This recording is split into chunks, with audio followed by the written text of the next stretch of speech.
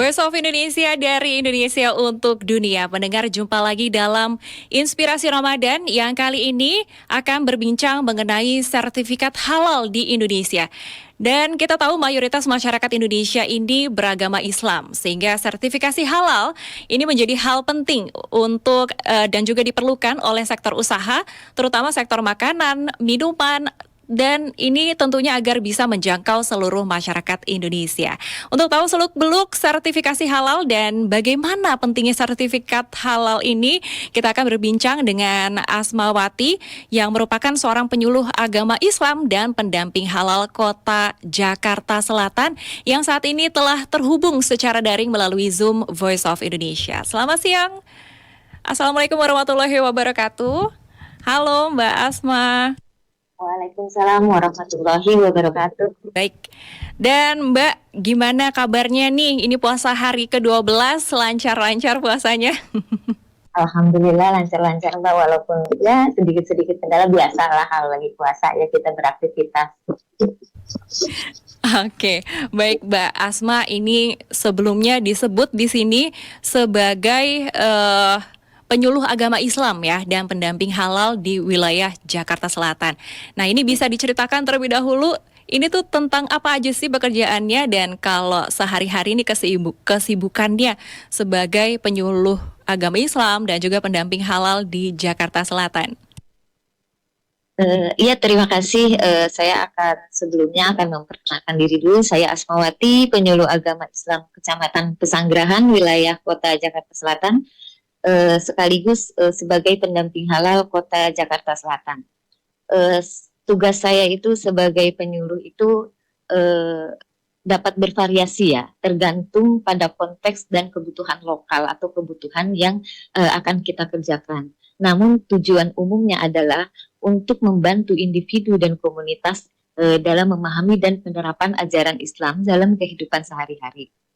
Salah satu contohnya yaitu pemberian pengajaran agama, penyuluhan keluarga, penyuluhan sosial, kesehatan, pengembangan masyarakat, serta penelitian dan pengembangan dan kerjasama antar lembaga yang berkoordinasi dari lembaga-lembaga itu seperti masjid, sekolah, agama, organisasi kemasyarakatan atau pemerintah dalam rangka meningkatkan pemahaman dan praktik keagamaan di masyarakat, tuh Mbak.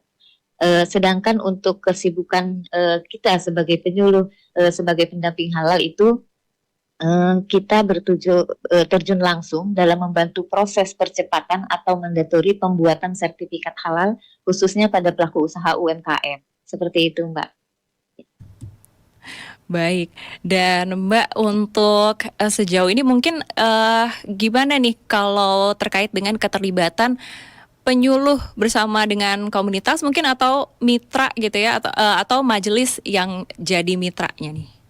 Oh gitu. Jadi kita sebagai penyuluh itu bersama komunitas atau majelis karena memang penyuluh agama itu kita diharuskan mempunyai binaan majelis taklim ya, terutama paling tidak sedikitnya 2 majelis taklim. Dan yang menjadi mitranya itu sangat penting dalam memastikan efektivitas program kepenyuluhan kita. Jadi dalam kegiatan kita itu terlibat secara langsung pada komunitas atau majelis binaan kita itu dalam bentuk kerjasama dalam program perencanaan. Seperti penyuluh bekerja sama dengan anggota komunitas atau majelis untuk merencanakan program-program penyuluhan yang sesuai dengan kebutuhan atau kepentingan komunitas atau majelis taklim itu sendiri dan memastikan bahwa program yang dijalankan itu sesuai dengan konteks yang ingin dituju gitu. Lalu ada juga pendidikan dan pelatihan.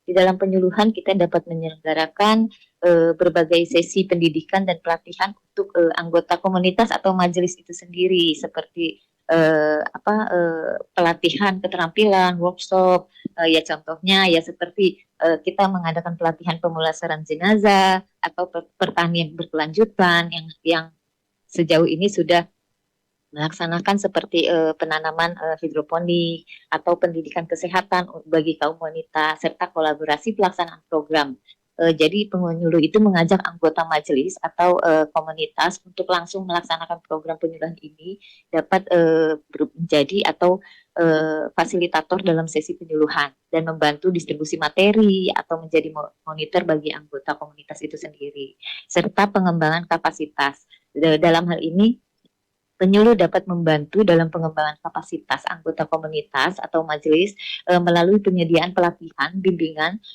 untuk mereka misalnya seperti sekarang ini banyak anggota komunitas atau majelis taklim yang menjadi pelaku usaha UMKM.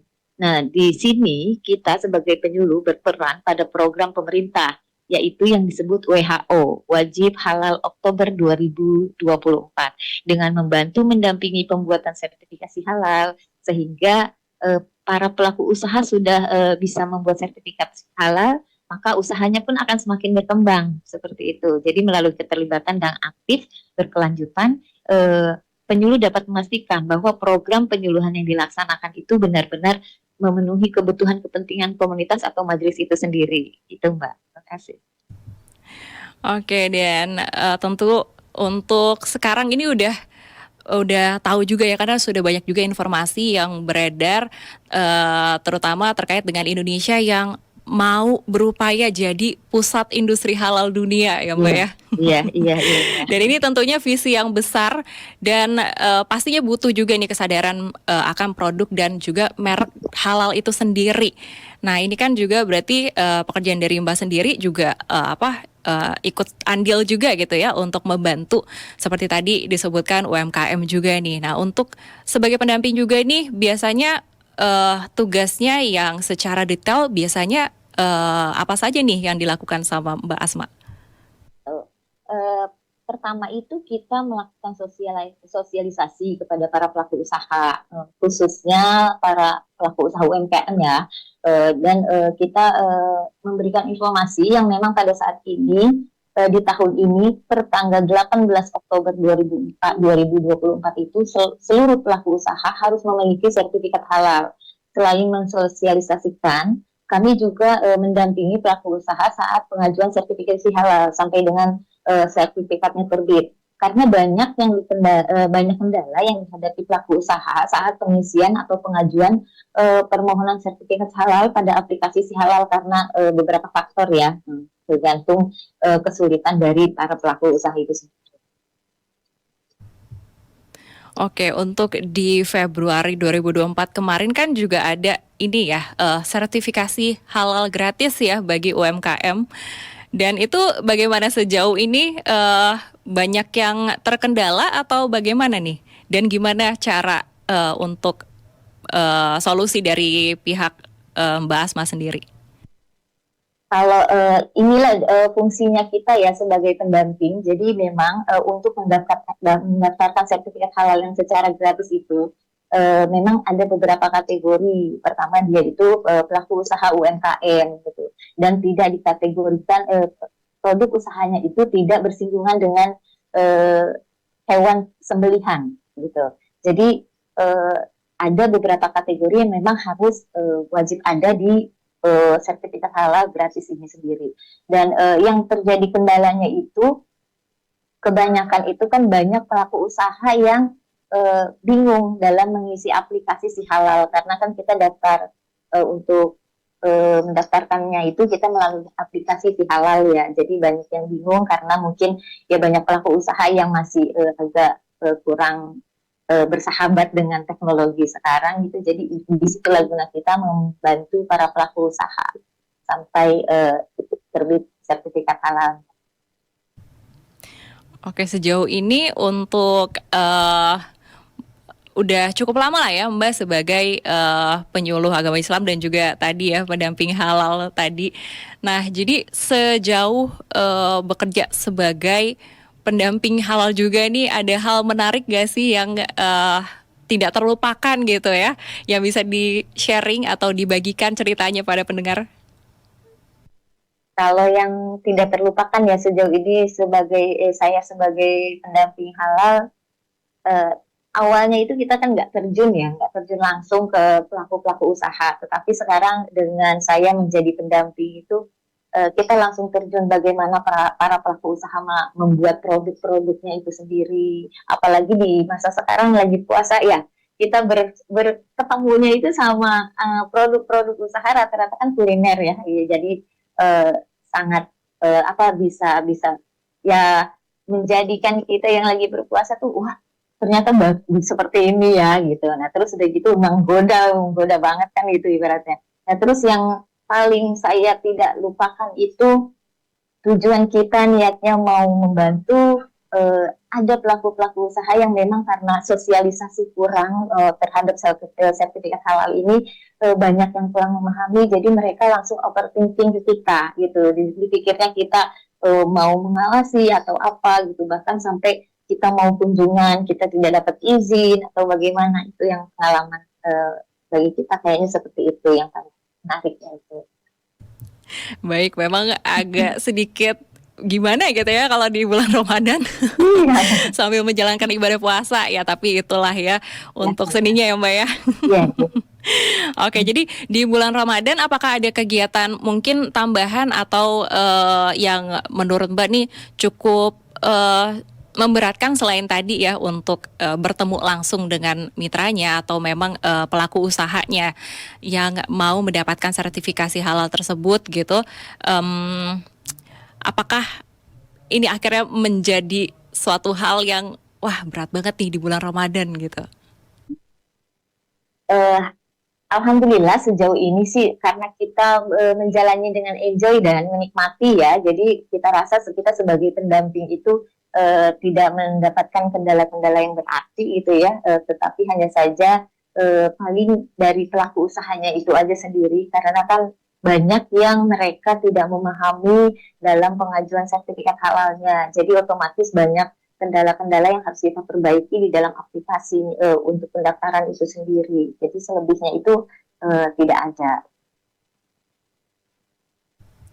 Baik, dan untuk di bulan Ramadan tahun ini, apalagi di tahun yang sama nanti Oktober 2024 ini wajib halal ya untuk semuanya. Nah, kemudian untuk bulan Ramadan ini berarti kan bulan Ramadan yang istimewa juga ya, karena juga sambil terus mengejar untuk nanti targetnya di bulan Oktober nanti gitu. Jadi apa nih yang bikin menurut Mbak ya ini tuh Ramadan yang istimewa gitu, yang bikin Ramadan tahun ini tuh istimewa?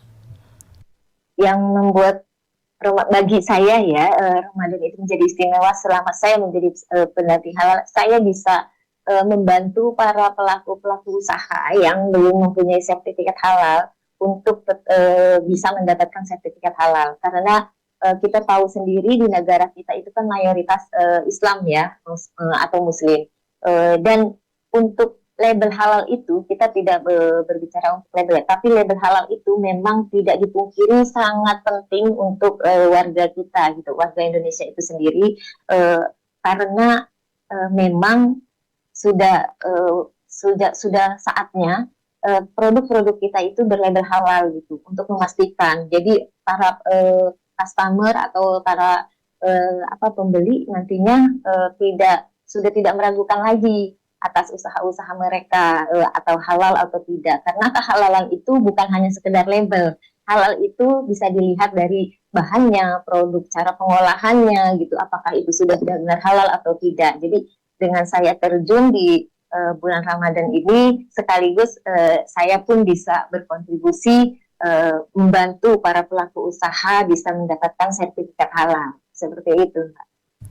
Apalagi kalau dilihat sekarang era digitalisasi, makin banyak juga nih ya masyarakat Indonesia yang melek juga ya terkait dengan soal halal ini, yang banyak juga akhirnya bertanya, apalagi UMKM semakin bertambah banyak ya dilihat dari sejak pandemi COVID-19 kemarin mungkin ya. Jadi semakin banyak nih pelaku usaha UMKM terutama yang bergerak juga di bidang kuliner. Nah, ini sering sekali yang muncul pertanyaan adalah sudah halal belum gitu ya. Iya, benar, itu seperti itu. Oke, jadi di Ramadan tahun ini harapan dari Mbak Asma nih terkait dengan Ramadan itu sendiri dan juga mungkin untuk mengenai pekerjaan Mbak juga nih yang juga berhubungan sama tadi pelaku UMKM dan banyak mitra juga ya terkait dengan sertifikasi halal. Harapan saya sebagai pendamping halal, saya akan berusaha tetap untuk membantu para pelaku usaha dan berusaha untuk menjalankan arahan dari pemerintah, yaitu mengajak kita para pelaku usaha untuk menjalankan gerakan WHO Wajib Halal Oktober 2024. Tetapi di sini juga saya jelaskan juga bahwa dalam mendaftarkan produk halal itu tidak sesulit atau susah dibayangkan para pelaku usaha ya. Cukup hanya melalui ptst.halal.go.id atau melalui aplikasi pusaka yang ada, bisa kita cari ya di Google gitu. Terus ada pun syarat-syarat yang dibutuhkan dalam mengajukan sertifikat halal, saya rasa bagi para pelaku usaha sudah tidak asing dan rata-rata itu sudah sangat mudah, yaitu harus mempunyai NIB atau nomor izin berusaha, KTP, email, dan nomor WA, serta yang paling penting produk yang akan diajukan gitu. Dan perlu diingat juga produk yang wajib bersertifikat halal pada tanggal 18 Oktober itu tahun 2024 adalah berupa makanan dan minuman, lalu bahan baku, bahan tambahan, bahan penolong untuk produk makanan dan minuman, serta jasa penyembelihan dan hasil sembelih. Tuh. Jadi untuk para pendengar ini, ayo mumpung masih ada waktu sebelum bulan Oktober, kita daftarkan produk kita supaya mendapatkan sertifikat halal. Mungkin kita dari penyuluh, insya Allah di setiap KUA kita pendamping halal itu ada. Jadi mungkin untuk mencari-carinya, kemana kita mau mendapatkan atau meminta pendamping untuk mengajukan sertifikat halal, itu di setiap wilayah itu sudah pasti ada. Oke Mbak, ada pesan yang menginspirasi mungkin untuk di bulan Ramadan ini bagi pendengar Voice of Indonesia? Untuk pendengar Voice of Indonesia, ayo, masih ada waktu, kesempatan, dan kemudahan dalam pembuatan sertifikat halal. Jangan ditunda lagi untuk mendaftarkan usaha Anda. Kami, penyuluh agama Islam, ada di setiap KUA wilayah Anda. Siap untuk mendampingi pengajuan sertifikat halal sampai sertifikat halal terbit, atau bisa langsung menghubungi satuan terdekat, bisa melalui kecamatan, bisa melalui kelurahan, atau bahkan langsung ke KUA. Itu aja Mbak. Baik Mbak Asmawati, terima kasih atas waktunya sudah berbincang bersama dengan saya di acara Inspirasi Ramadan kali ini, dan semoga ibadah puasanya lancar selalu hingga hari terakhir bulan Ramadan nanti ya, dan juga tentunya untuk misinya sampai target di bulan Oktober 2024 ini juga tercapai dengan mulus tanpa terkecuali gitu ya. Oke, baik. Terima kasih Mbak Asmawati. Selamat menunaikan ibadah puasa dan sehat selalu. Kembali, sehat-sehat kembali. Terima kasih Mbak. Assalamualaikum warahmatullahi wabarakatuh. Waalaikumsalam. Dan pendengar, demikian perbincangan saya dengan Asmawati, seorang penyuluh agama Islam dan juga untuk pendamping halal di wilayah Jakarta Selatan. Dan tadi juga sudah berbincang juga mengenai pekerjaannya sendiri dan juga kegiatannya selama bulan Ramadan ini, yang mungkin juga untuk Anda pendengar yang sama-sama tetap menjalankan rutinitasnya seperti biasa di bulan Ramadan, mudah-mudahan bisa menginspirasi ya, tetap semangat menjalankan ibadahnya, tapi juga tetap menjalankan rutinitas sehari-hari seperti biasa tanpa terkendala juga ya, mudah-mudahan lancar selalu. Dan pendengar, untuk Inspirasi Ramadan masih terus akan hadir untuk Anda selama bulan Ramadan di Voice of Indonesia. Untuk itu jangan lupa untuk terus mendengarkan Voice of Indonesia yang bisa Anda dengarkan melalui streaming di voanews.id ataupun bisa melalui aplikasi RRI Digital. Dan terima kasih, sampai jumpa di Inspirasi Ramadan yang berikutnya. Voice of Indonesia, dari Indonesia untuk dunia.